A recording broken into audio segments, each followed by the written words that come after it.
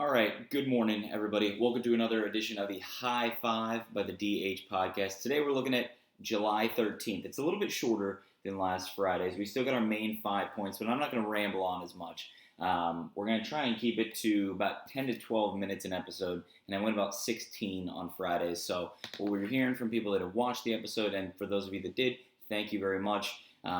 We're still getting our footing down, but we know that we can really make this something that's crisp, something that's clean, something that gets you the information without you even. Nobody has cable anymore, so you don't have to watch ESPN. So I'm going to stop rambling.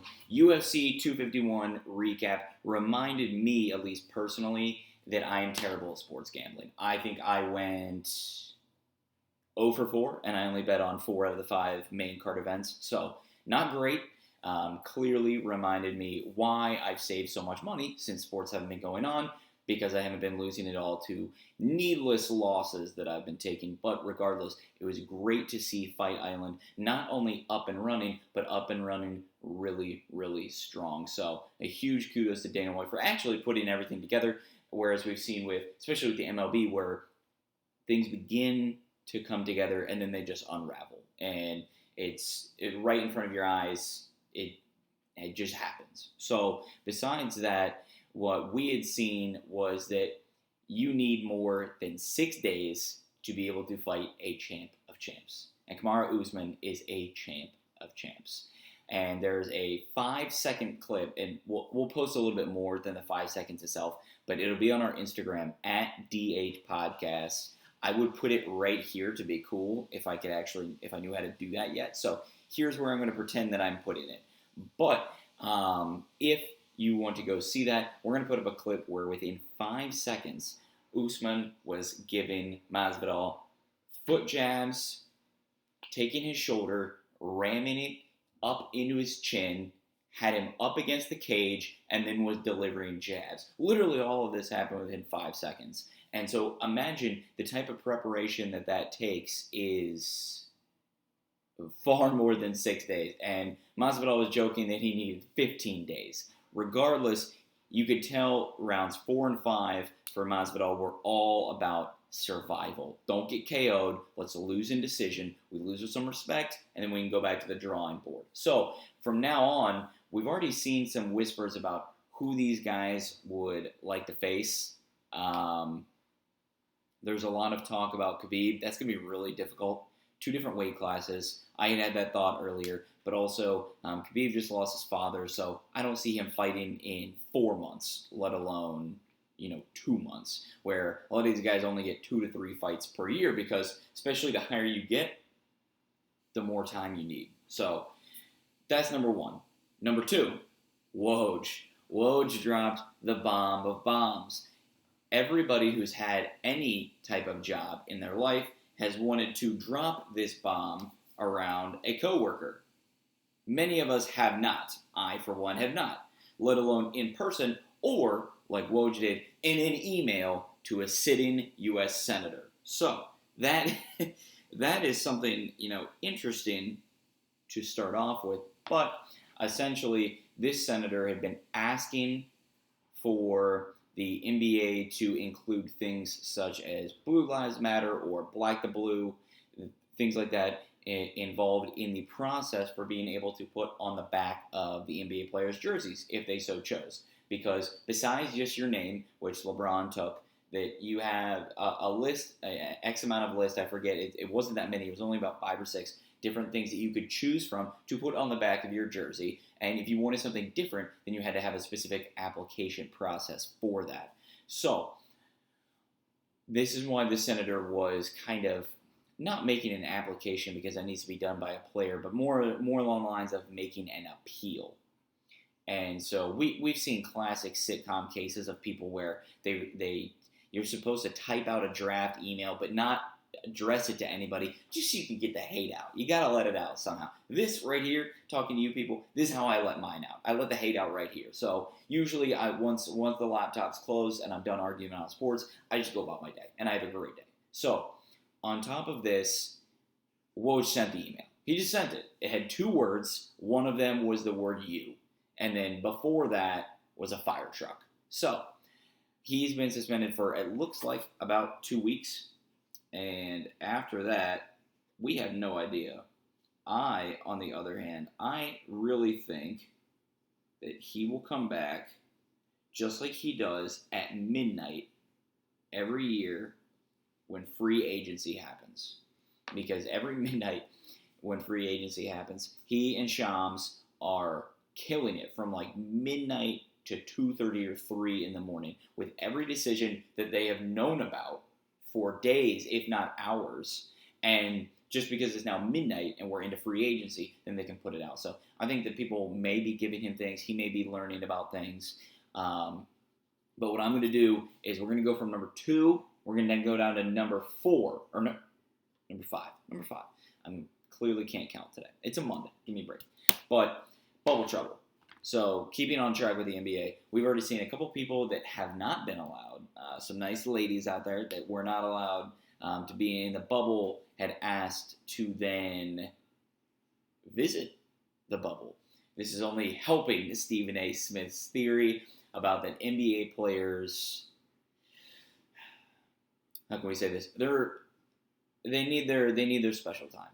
So, in the words of Stephen A. Smith, he's not horny all hours of the day. He's just horny some hours of the day. And he's saying that he and the NBA players are on point, and that an NBA player cannot go at least 3 months without doing so.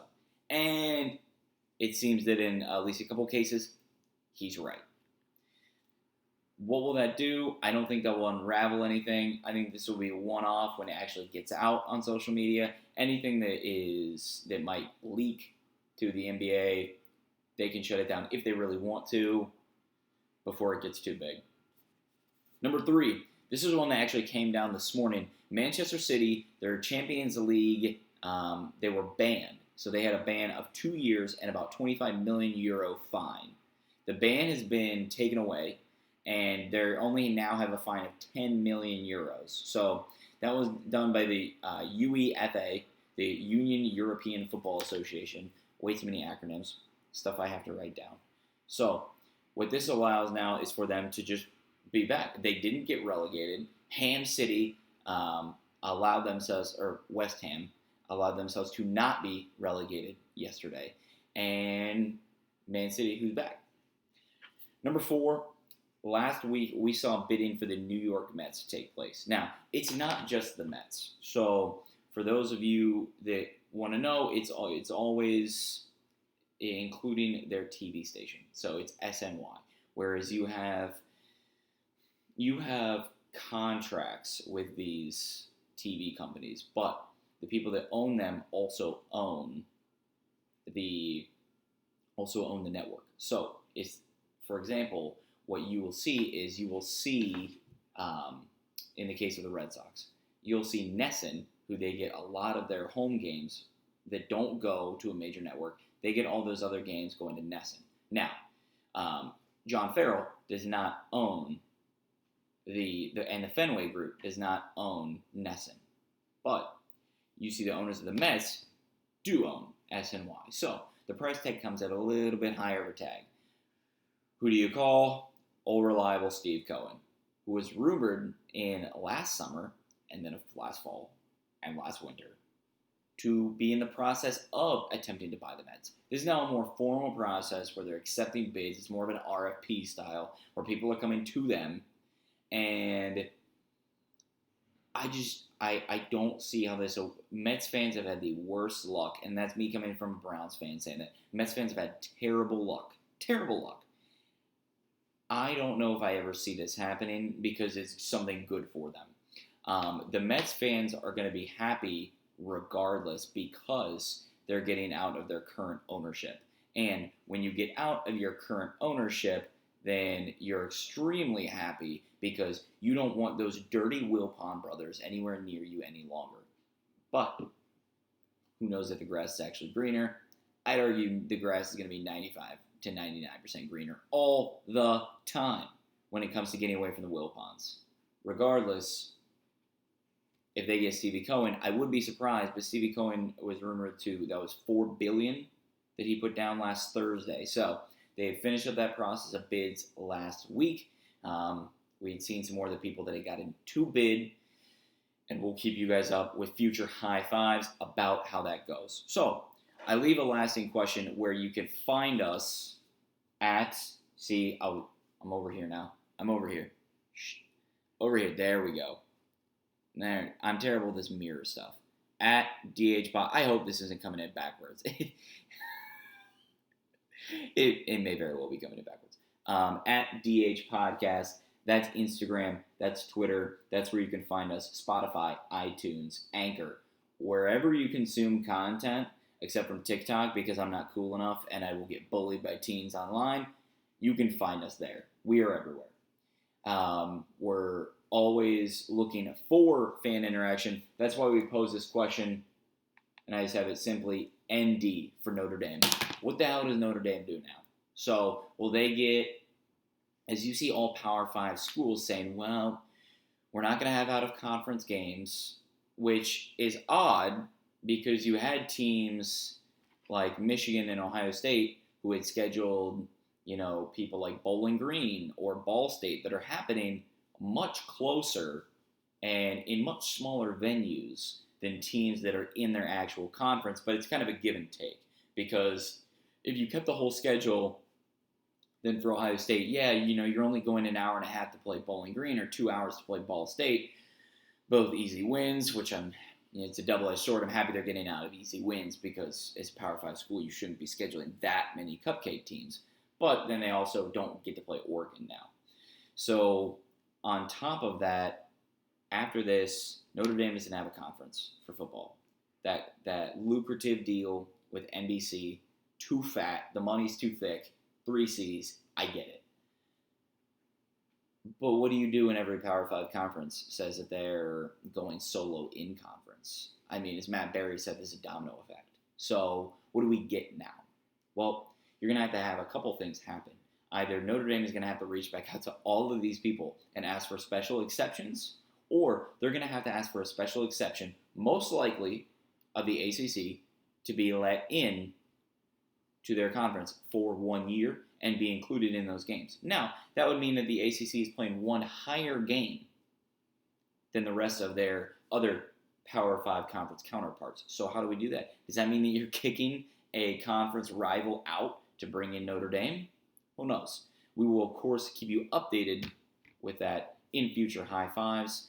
Please let us know what you think. You can comment, like, subscribe. You know the whole deal.